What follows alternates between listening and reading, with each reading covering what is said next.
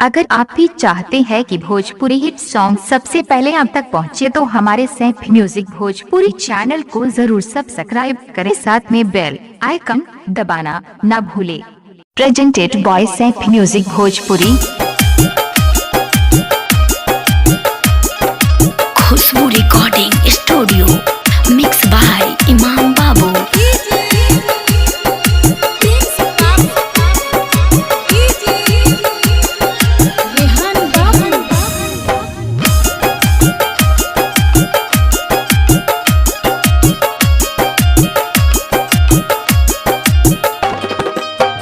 दीवानी पगलिए गो पागल कर गइल, नैन से नैन मिला के दिलवा घायल कर गइल। प्रेम दीवानी पगलिए गो पागल कर गइल, नैन से नैन मिला के दिलवा घायल कर गइल।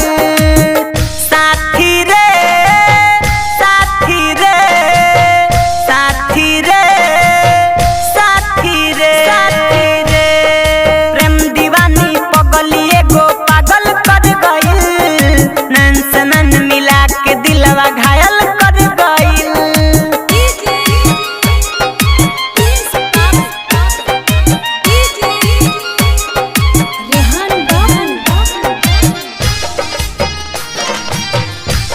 Presented by Saif music Bhojpuri.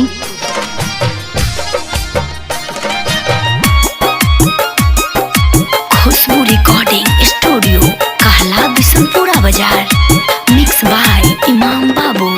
दिल में मोहब्बत घर बना के दिल से निकाली गइल हो, चाहत बढ़ा के दिल धड़का के दिल से निकाली गइल हो। हंसते हंसते मुंह से मुस्की डायल कर गइल, नैन से नैन मिला के दिलवा घायल कर गइल। प्रेम दीवानी पगलिए गो पागल कर गइल, नैन से नैन मिला के दिलवा घायल कर गइल। साथी रे साथी रे साथी रे साथी रे, प्रेम दीवानी पगलिए गो पागल कर गइल, नैन से नैन मिला के दिलवा घायल कर गइल।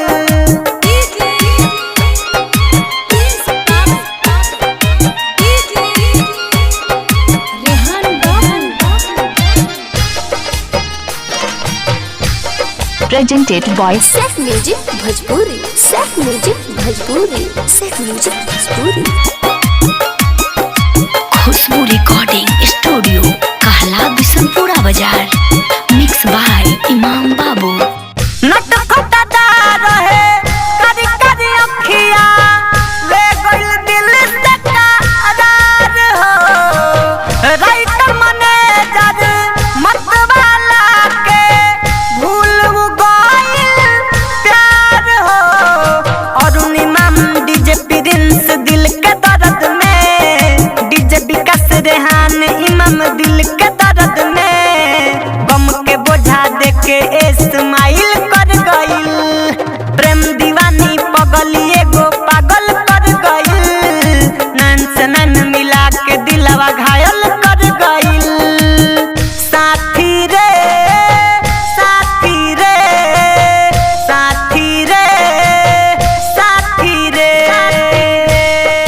प्रेम दीवानी पगलिए गो पागल कर गइल, नैन से नैन मिला के दिलवा घायल कर गइल। Mix by Imam Babu. Presented by Saif music Bhojpuri.